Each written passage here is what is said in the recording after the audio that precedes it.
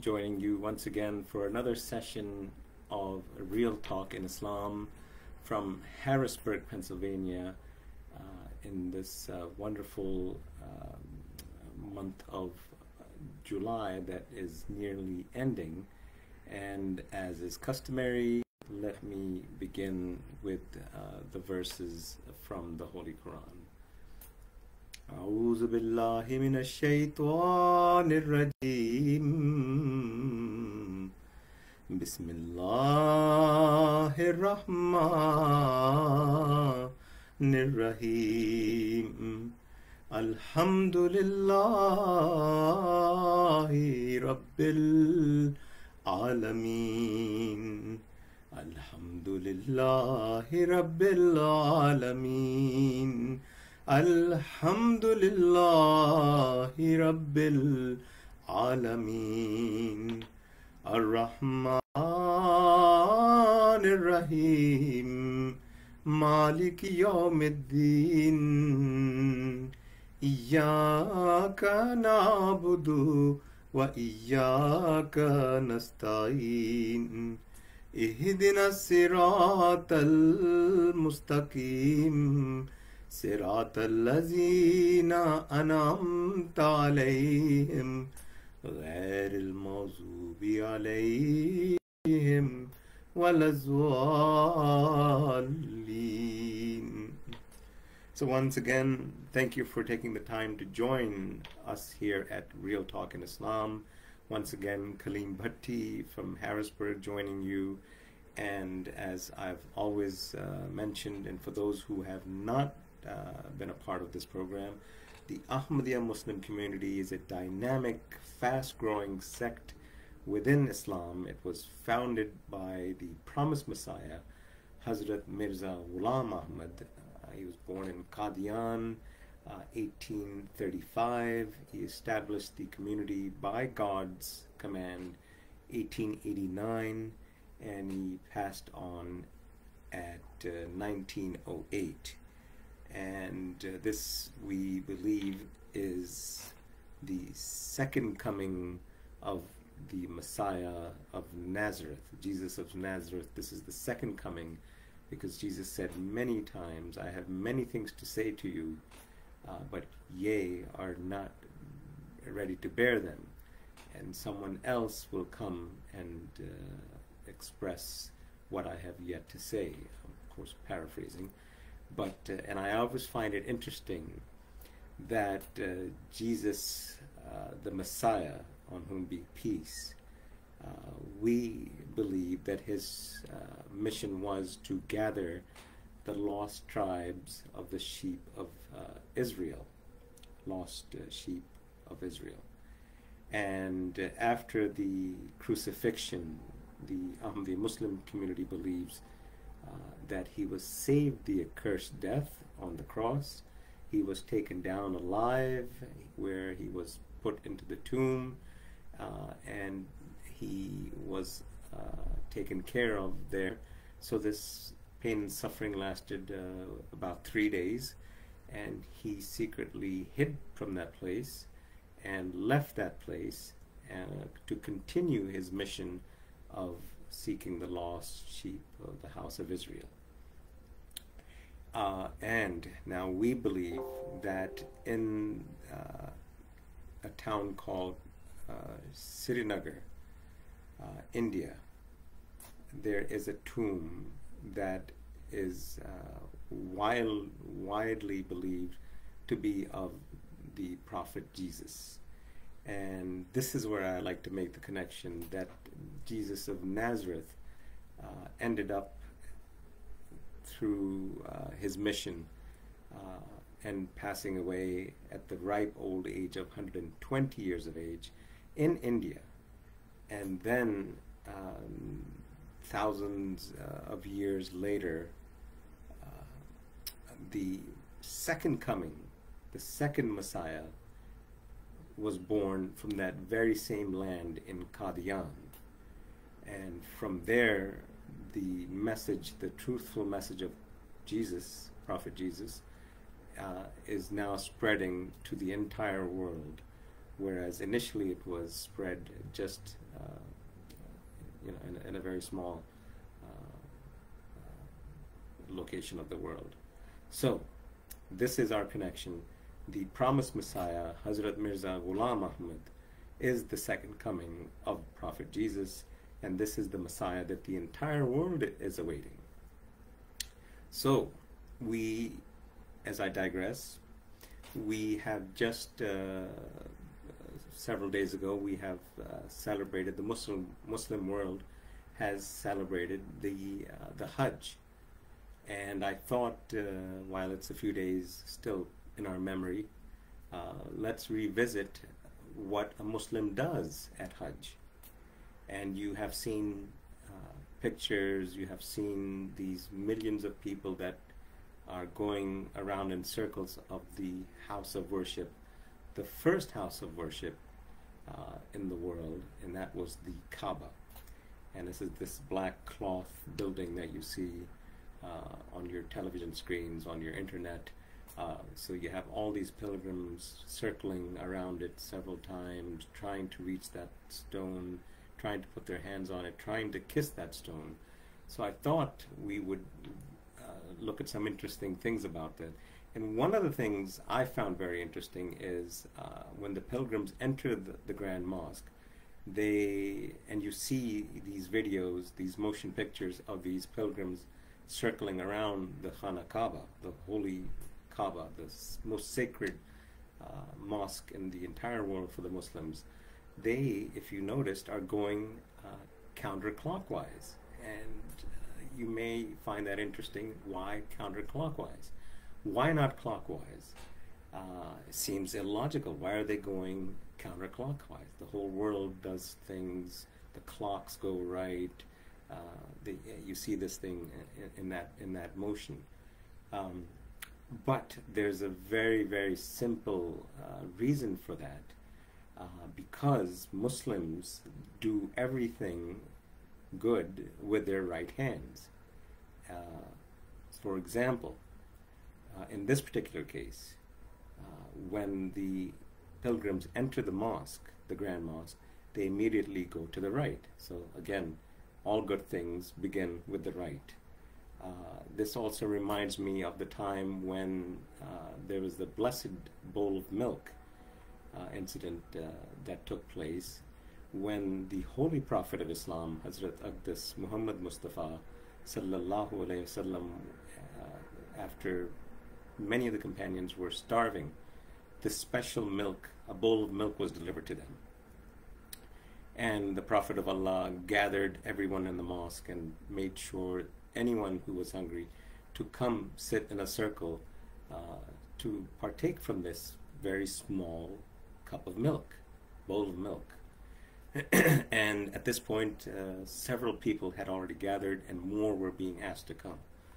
And what happened, of course, is the Prophet of Islam sat at one position, and the very first person on the right was the one offered the milk, not to the left, to the right. And again, this is just a very long answer to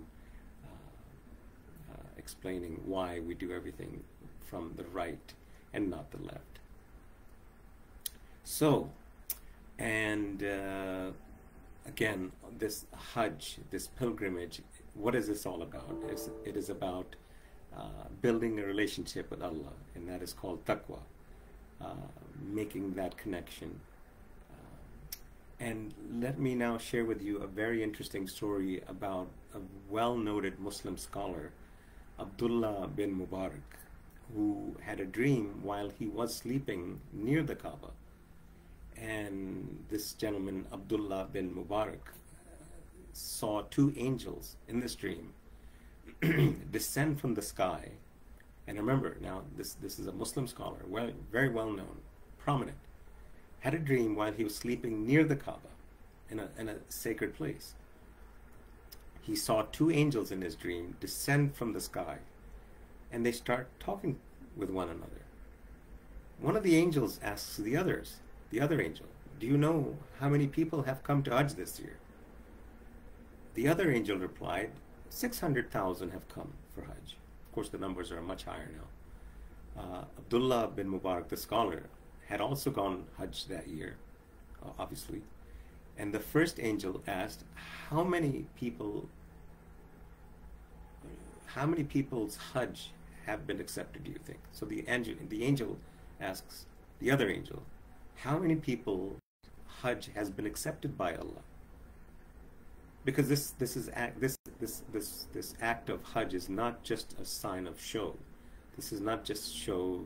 This is not just an act that you do without. This is a deep-seated journey where that you desire to make that connection, and you hope and you pray that Allah does accept the difficulties, the cost that it took to get there, the journey that was made. You only can hope and pray that Allah accepts this sacrifice. So, second angel replies to the question, how many people's Hajj have been accepted? Remember, this is all a dream. And the second angel says, I wonder, and he sighs, I wonder if anyone's Hajj has been accepted at all. And the scholar, Abdullah bin Mubarak, was grieved to hear this. And he thought, so many people have come from all over the world, crossing so many obstacles, like rivers, jungles, mountains, crossing, suffering so many hardships, their health, their wealth, sacrificing their wealth, so much expenses. Would their effort be wasted? And Allah, he says, does not let anyone's efforts go to waste. And he had only thought this for a bit. This thought came to his mind. And the angel replied, there is a cobbler in Damascus. His name is Ali bin al-Mufik. Ali bin al-Mufik. And he could not come for Hajj this year, but Allah has accepted his intention of coming to the Hajj. And listen to this. This is a person who could not come to Hajj, but he had the intention of coming to Hajj. But Allah has accepted his Hajj. And not only, the angel says, not only will he get the reward of the Hajj, but because of this individual, because of this one man, all the rest of those 600-some thousand Hajis will be rewarded, will be accepted. So when Abdullah bin Mubarak woke up, he decided he would go to Damascus and meet this cobbler. He would find this cobbler whose Hajj, the intention of carrying out the Hajj, brought so much weight that the entire community who was performing the Hajj would be accepted. So on reaching Damascus, the scholar Abdullah bin Mubarak inquired with the community and asked if anyone knew a cobbler named Ali bin al-Mufik. And of course, it's a small town, and the people directed him to that specific location. So he came knocking on the door of this man that was in the dream, featured in the dream. And the man greeted him and asked his name. He says, what is your name? And the man, of course, confirmed that I am Ali bin al-Mufik. Abdullah, the scholar, asked, what do you do for a living?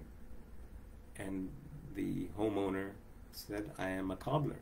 So again, he confirmed who he is who he said he is, and what he said he does as his occupation as a cobbler. He says, I am a cobbler. And then that confirmed that he was at the right place. And then Ali asked the stranger's name, who are you? Who are you? Why are you looking for me?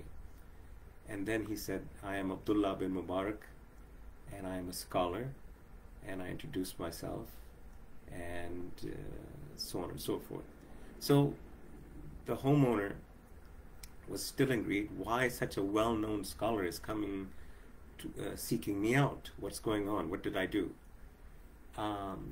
Then the scholar Abdullah bin Mubarak asked, "Sir, tell me if you had any plans for Hajj this year." And Ali replied, "Yes, for 30 years I have lived in the hope of performing the Hajj. But this year I had saved enough to go to Hajj finally. But apparently Allah did not will it, so I didn't go." And Abdullah bin Mubarak, the scholar, was eager to find out how could this man's Hajj be accepted and blessed for all the people who went for Hajj that year when he didn't go for Hajj in the first place. And while talking to the cobbler, he could feel a certain purity in his heart. And Islam regards greatness not in wealth or in power, but in civility and in good manners and the goodness of heart. So Abdullah bin Mubarak further asked, "Why could you not go to Hajj? Why? What happened? You had the money, you had the intention, but somehow you did not go. Why?" And again, the humble person in Ali replied, "It was Allah's will that I not go this year." And when Abdullah persisted, Ali finally humbly revealed that once, just a few days ago, I went to see my neighbor's house. His family was just sitting down for dinner, and although I was not hungry, I thought my neighbor would invite me to sit down for dinner, just out of courtesy. But I could see that my neighbor was grieved about something and was avoiding me, was avoiding the fact that he should invite me for dinner. And after some hesitation, the neighbor told me, "I am sorry, sir, my neighbor. I am about to eat with my family, but I simply cannot invite you for food." And he wondered why. And of course he gave the answer. He says, "We were without food for 3 whole days, and I could no longer bear to see the pain of hunger of my children, the pain of hunger in my family, the pain of hunger in my wife, that I went out looking for food today, and I happened to have found a dead donkey. And like I said, 3 days we had not eaten, and in my desperation, I cut out some meat from the dead animal and brought it home so that my wife could cook this meat." And he explained that it is halal, it is lawful for us, it is permitted for us because life is supreme. We are allowed in this condition to have something so unlikable, just to promote our existence. And so, out of this extreme condition of hunger, we brought it home and are cooking it and are about to eat it. But I cannot offer it to you because it is not halal. It is not forbidden for you. It is only forbidden. It is only allowed for us. It is forbidden for you. And Ali continued, "On hearing this, my heart bled with tears. After hearing this story, I got up and I went home, collected the 3,000 dinars that I had saved for the Hajj, and I gave my neighbor the money." And he says, "I too had to go hungry in order to save this money for the Hajj. But I thought helping my neighbor during this difficult time was more important, and I still desire to go to Hajj if Allah wills." So Abdullah bin Mubarak was greatly inspired by the cobbler's story and told the cobbler of his dream. And then he said, "God is merciful and shows mercy to those who do likewise to his creatures." And this act of compassion on the part of the cobbler was so pleasing to Allah that it not only earned him the reward of Hajj, but was extended to all the people who came for Hajj. And now, let me touch on our holy founder, the founder of this Ahmadiyya Muslim community, the promised Messiah, Hazrat Mirza Ghulam Ahmad. And I'm trying to show how much love, how much humanity, how much connection our promised Messiah had with the Prophet of Islam, Hazrat Aqdas Muhammad Mustafa, that speaking of Hajj, of course, the promised Messiah was feeling ill one day and was lying down with his wife, Hazrat Ammajan, and the father-in-law of the promised Messiah, Hazrat Nanajan, Mir Nasir Nawab Sahib. So again, promised Messiah, Hazrat Mirza Ghulam Ahmad, was feeling ill and was lying down, and one of those people started a conversation and mentioned that nowadays it is becoming much easier to perform the Hajj. And just this mere mention of this statement, it is becoming much easier to perform the Hajj, that the tears from the eyes of the promised Messiah began to flow. And he wiped his tears and said, I agree, it is getting easier. And it is my desire to perform the Hajj. And the promised Messiah says, but sometimes I wonder whether I will be even to look at the tomb, the grave of the Holy Prophet of Islam, Hazrat Aqdas Muhammad Mustafa sallallahu alayhi wasallam. And this shows, and I'm trying to show, this is the ocean of love that the promised Messiah contained in his heart, that just on the sheer mention of the Hajj takes him to the streets of Mecca and thinks about how his beloved master, the Holy Prophet Muhammad Mustafa sallallahu alaihi wasallam, walked on those streets, and just could not bear to even think of looking at the Holy Prophet's final resting place, his end, the symbolic end of the life of his beloved master. So the founder of the Ahmadiyya Muslim Community could not go for Hajj because of some difficulties, because of laws forbidding an Ahmadiyya Muslim to visit the Hajj. So of course the intention and desire of the promised Messiah could not have been fulfilled. They were death threats and so many roadblocks that it would be extremely dangerous for him to have it performed the Hajj. So this is the level that any pilgrim should have, is not go just for the sake of going, but to build a relationship with his Maker. And with those days having just passed us, I just want to say thank you for taking the time to listen about Hajj and how difficult it could be, yet how easy it is, that it was just one person's good deeds that enabled all the remaining Hajis to have been accepted and granted by Allah. May Allah grant all of us the opportunity to perform the Hajj, which is one of the 5 pillars of Islam. So it is something that is compulsory if certain conditions are met, going thousands of miles away from home, so on and so forth. But it is it's a right of it's a big right to have, and those people who perform the Hajj are thereby known. They can act. They can put the title of Haji on their name.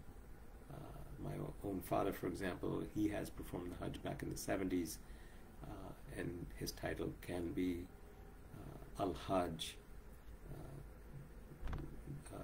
Mr. Bhatti. So these are the things, the rights of religion that all religions seem to have. They have pilgrimages. And so with that, I hope you enjoyed this little conversation on Hajj.